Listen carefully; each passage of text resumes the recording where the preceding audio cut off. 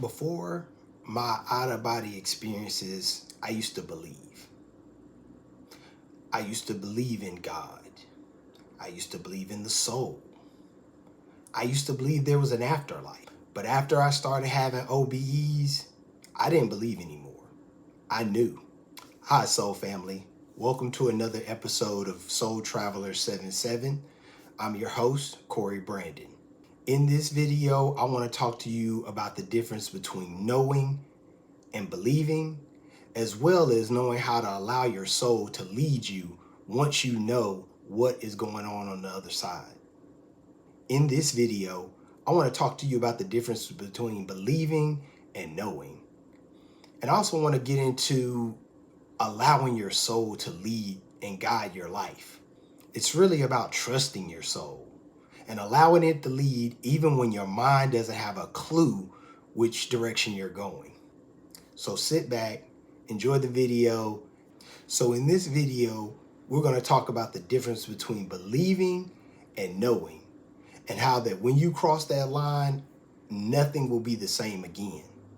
We're also going to get into what it means to allow your soul to lead your life and be your guide. So sit back, relax, and enjoy this video.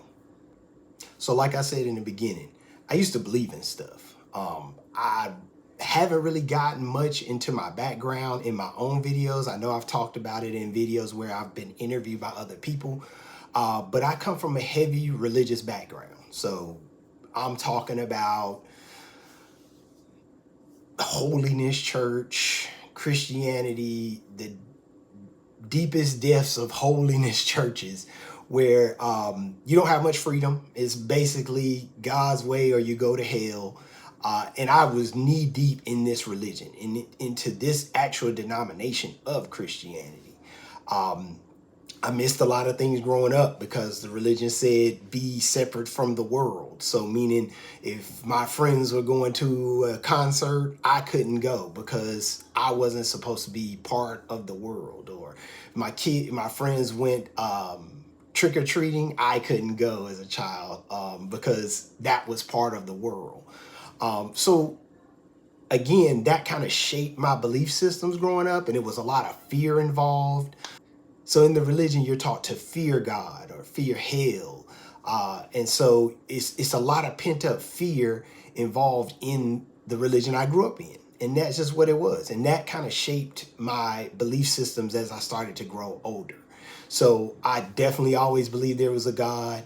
I always believed there was a heaven or hell, and what you did here would determine what your eternity would look like after you die. So I always believed that there was an afterlife, so to speak. And that really, again, that shaped all the decisions I was making. It shaped how the relationships I would build and who I would build them with, and things like that. So fast forward, I've traveled through many different religions and kind of learned information on all of the different religions, and kind of gave myself an opportunity to experience different faiths. And they essentially all mirror each other in some way or some form. Most of the time it's built in fear. So it's fear of some type of eternal purgatory if you don't do exactly what you're told in a book. Consequently, that book is also labeled the Word of God. So there's one definitive word that God had man write down, and we are supposed to follow all of these rules and regulations. And if not, you go to hell for eternity. And that just never sat right with me. When I think about it, wait, we're here for maybe 80 years, 90 years, 100 years. Say you're here for 100 years. In the grand scheme of time, which is here in realm one, that's like it's like a grain of sand on the beach. 100 years is like a grain of sand on the beach when you think of it in terms of eternity. So we only get 100 years, and you're telling me that if I don't do exactly what this book says for 100 years maximum, 120 years maximum, actually, because in the Bible it says that God cut down man's years to 120 and nobody can live longer than that, which I think some people have lived longer than that. So clearly that's not written in stone. But you have to do a certain set of things for this amount of time that you're here, which is a small amount of time in the grand scheme of eternity. And then if you don't do these things correctly, you have to spend eternity, not just a period of time equal to the time you were doing all of the shit you shouldn't do, but you got to spend eternity. That means from the point you die forever, you have to spend that time in burning sulfur, fire, brimstone, torture every day and all this stuff. So that just never sat right with me. Like, wait a minute. So how perfect do I need to be in order to avoid this? And this is generally what most religion is banking on. It's banking on you having so much fear built up in yourself that you follow the religion just to avoid this eternal damnation. And I believed in that. I believed that that was real. I believed that, I read the books. It was a book called Divine Revelations of Hell. I'm not even going to name the author, but that's the name of the book. And I read it when I was a teenager, and it scared the shit out of me. Like, oh God, this lady was sent to hell and shown this so she could come back and tell everybody, and it's the worst punishment, and all this stuff was happening. And that really, it builds a grip of fear that is so strong that you will believe whatever your belief system is so devoutly to you're willing to die for it, you're willing to kill for it, and all because you so want to avoid this eternal damnation. To be quite honest, at this point, I feel like if there was no hell involved, most people wouldn't follow religions because it's too restrictive. So yeah. So fast forward again to, getting in contact with Darius J. Wright and learning the ADA method and learning how OBEs work and what they are and how we literally exit our body every night anyway. But now we have an opportunity to do this consciously and then go to the other side and experience things, get knowledge, bring those downloads back to our physical body and really affect how we live here. That changed everything for me. I've been practicing for over a year now. And since that time, I no longer believe anything. I know. And so that is the difference really once you get into the OBE. You go from believing things that you don't really have a clue if it's real or not to knowing what's real. And so that is to me, that's the greatest gift I've been given in this lifetime, was the opportunity to know that I have that opportunity to go to the other side and see what's actually real, as opposed to believing in something and not knowing if it's actually real. See, belief is a placeholder for truth. It's what you hold on to when you don't quite remember yet. You believe things because someone told you. You believe things because you read it in a book. Or you may even believe it because it just feels like the right thing to believe. But the problem is, belief can waver. It can be shaken. It can even be influenced and challenged. But knowing, that's something totally different. Once you've seen something with your soul eyes, that can't be undone. There's nothing anyone can tell me about what I've seen. Nobody can explain it away with science or religion. I know what I saw. I know the reality of what I touched and what I felt. I don't need proof or permission. I just know. See, when I left my body, I didn't go into some weird darkness. I didn't get high. I didn't hallucinate. As a matter of fact, what I felt was more real than what I feel in my real body every day. Being able to see the total light spectrum, being able to visit beings and see beings walking in my house, being able to fly, essentially. Those are things I know happen, and I could feel them, not just seeing something as though you see it in a dream, but to be able to feel the wind as you're flying through the air. It's a different feeling, and it's one I know is real, and I can never forget, and that can't be undone. See, at this point, it's not even about the actual travel.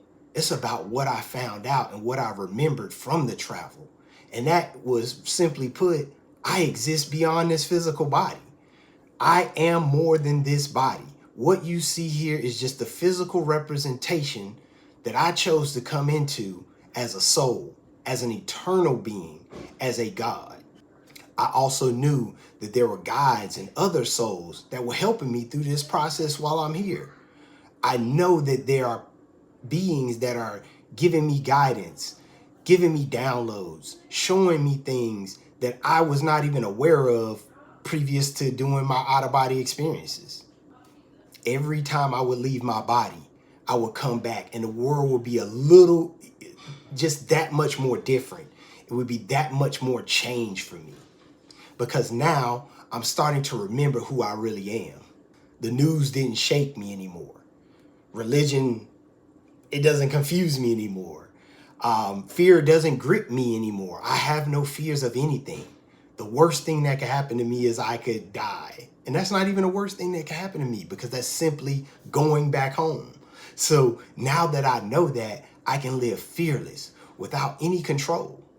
And also, it gives me the inner compass that I need to help me navigate this realm one experience. So it's not just about going to these great places and seeing these things, seeing the halls of Amenti, going to see beings. It's also brought back that inner awareness and inner compass that I need so that I can navigate this experience until it's over. What it did was it made me understand that I'm a soul living a human experience and that my trust should be in my soul, not in my mind, not in what I see around me, which is very limited, but my actual soul, which knows all things, which has been all places. Now, don't get me wrong. Trusting your soul is not easy at first. You still live a human experience. You still have your mind working, and it's still doubts and questions you have, even as you start having these out-of-body experiences. Your soul doesn't always speak with words. It doesn't always give you a full map to go by. So now you got to learn how to trust. Because your soul, it whispers, it nudges, it aligns things for your purpose. After you have that OBE, the veil is lifted, and now you're starting to see this frequency of truth. You realize that your soul was never meant to blindly follow anything, or it wasn't meant to be part of any traps or part of any control systems. Your soul was meant to lead you through this earthly experience. See, there'll be times where your bank account doesn't match your dreams. Your friends won't understand your awakening and why you are kind of closing yourself off and pursuing this path. There'll be times where you have no idea what's coming next. And when all of that is happening around you, there's this peace in just knowing that you exist beyond this physical form, knowing that your soul is eternal and that it is meant to lead you in all things. Trusting your soul is even important in the exiting process of the AIDA method. I found that to be true myself. You don't need to force anything. Your soul knows how to exit your body. Your soul knows when to exit your body. It does this every single night while you're sleeping. So it's not as if you need to force your way out of your body, or you need to do something of your mental state. You just need to relax, be stress-free, anxiety-free, and allow your soul to do what it does. So you don't have to force it. And a lot of the reason people aren't seeing success, a lot of the reason I personally haven't saw success in some of my times trying to come outside of my body is because I was trying to force it, because I was trying to make something happen, instead of just trusting my soul that it knows when to exit the body. See, the exiting process is natural and intuitive. And if you just surrender control, it'll happen for you. And the moment you stop gripping so hard to try to make something happen and you start trusting your soul to lead, that is when you're going to feel that shift and that lift, actually. So you can sit there, you can feel the tingling, you can feel the swaying of your soul within your body, but nothing's happening. And then you start wanting to make something happen and you start worrying about why it isn't happening and all these different things, instead of allowing your soul just to lead the way, relax, stay still, stay consistent in your practice, and stick to it. I've found that some nights it might take me 6, 7 hours to have this opportunity to exit my body. Some nights it can happen while after I fall asleep. I think it's very important not to box yourself into one thing. The AIDA method is the blueprint, but you will find that exiting the body can work in different ways even while practicing the AIDA method, because the common denominator in all methods and everything is your soul. So your soul knows when to exit, just like your soul knows how to tell your body to breathe. Your soul knows how to tell your body to wake up. Your soul is controlling everything. So just trust it. As a matter of fact, when I'm in that space and I'm putting my body in sleep paralysis and my mind starts to wander, I gain control of my mind just by simply saying, I trust my soul. You know what to do. And that simple phrase has helped me more times than not when I'm trying to exit my body through the AIDA method. Now, in terms of trusting your soul in your inner body life, it's really that simple. And it's really simple ways that you'll know that you are letting your soul lead and you are trusting your soul. One of the signs you're going to experience is that you no longer need validation from people. As a matter of fact, I don't care what people think. I barely did before I started having OBs, but now I don't care what people think. I don't care about people's opinions about what I'm doing or whether they feel I'm doing something right or wrong or whatever. That's not my concern. I'm letting my soul lead me. This is my experience. You're having your experience. So I don't need to be influenced by anyone because I don't care what anyone thinks. Another sign is you feel safe even when there's an uncertainty. And I'll be honest, during this last year, I've had more uncertainty in my life, in the physical life, than I've probably ever had ever. But I feel safe. I feel like everything is going to work out just the way it is supposed to work out. And not only that, it's going to work out the way I agreed for it to work out before I ever came here. So the good, the bad, the ups, the downs, it's all par for the course because you agreed to have this experience before you ever entered your mother's womb. Another sign is you start releasing these old belief systems. Most of these belief systems are rooted in fear. And now that you've seen the other side and you know you exist beyond this physical body, you have nothing to fear. So I don't fear God because I am God. I don't fear man because man can't do anything to me other than send me back home, which is greater than being here in the first place. So I don't need all these belief systems controlling me. I don't need to be worried about heaven or hell or politics or wars or any of these things because none of these things matter in the grand scheme of things. They're just all part of the experience. And a final sign is that you start feeling like you're being guided by something invisible, something you can't see. You feel like everything is aligning perfectly. Things are being moved out of your path. Things are being put in your path. Even the challenges of life that you realize they're being put there for you to learn lessons and to grow in your experience here. But even in that, you have guide. You have this inner knowing, this inner compass, as I said before, that is guiding you through your experience, over obstacles, around things that may try to get in your way. And then also it's helping you enjoy even the beautiful things of life. So you get to a point after those OBEs that you're no longer living by the rules of someone else. You see, once you've had that first OBE or several, you start understanding you're not living by somebody else's rules. You're living by this rhythm that's timeless, and that is something inside of you that's guiding you and putting you on the right path. So if you've had an OBE or you've had something close to an OBE and you're starting to feel that awakening happen, here's how you can stay connected. 1, stillness. Create a space for yourself every day where you can sit and be still and just breathe.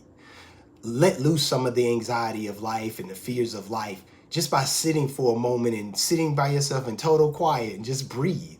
I use guided meditations. Sometimes I don't even use any meditations. I'll just sit on my balcony and just stare out into the sky and just breathe. Take deep breaths and just realize all of this is just par for the course.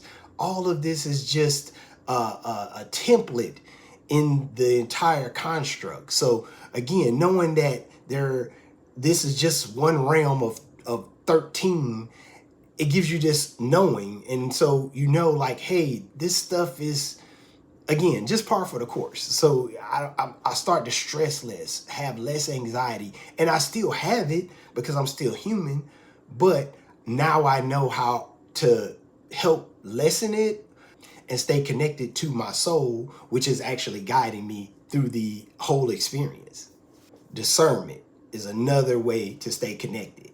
Now, you hear this a lot in religion: discernment, I discern this, I discern that. And it is truly a thing. It's really that frequency that resonates with you deep inside. And you 100% should trust what you feel. That is your soul. That is how your soul communicates with you. It communicates to you through the heart and your feelings. And so when you feel something deep inside your gut and it resonates with the path that you're on, trust it. Because that is the way the soul is communicating with you to tell you, hey, this is the way you should go. You should make a left instead of making that right. You should eliminate this thing from your life, but keep these things in your life. These people serve you a great purpose. These people serve to help harm you. And you will be able to feel those things as you move through this experience because you're letting your soul lead. Man, another way to stay connected, and this is a huge one: surrender. Stop feeling you have to control every outcome. Just let it go. Because at the end of the day, it is going to happen exactly the way your soul agreed for it to happen before you were ever born. So stressing these things doesn't help. It doesn't help you in any way, shape, or form. It's best to just let it go and let things happen the way they should. And the last way to stay connected is stay present. Stay where your feet are. A lot of times we want to skip steps. We want to move 5 years from now. But then you're missing all of the things that you can do right now to create the future that you're looking for. So it's funny because as creators, as gods living a human experience, we are essentially creators. Our thoughts manifest things continually. We are creating thought forms continually, all the time. Every minute of the day, you're thinking of things, creating thought forms, creating dimensional spaces, aka dreams. You are creating these things as a creator, as a God living a human experience. So if you're thinking about 5 years from now, then you can't create the things that you need right now in your manifestations to create the future that you want 5 years from now. So that's a big, huge thing. Just stay present. Stop trying to skip steps. The passion is in each step that you take leading to the greater purpose. So don't try to go back to being the same person you were before your experience. That old person had beliefs. They didn't know shit. They didn't know anything. They just believe. And you believe what you saw or you heard or you read. This new person is living from knowing. You know there's another side.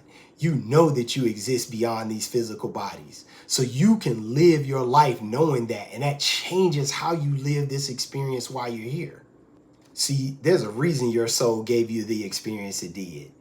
It wasn't just a gift. It was a signal. It's a sign that you're ready to lead with the soul. So don't doubt yourself.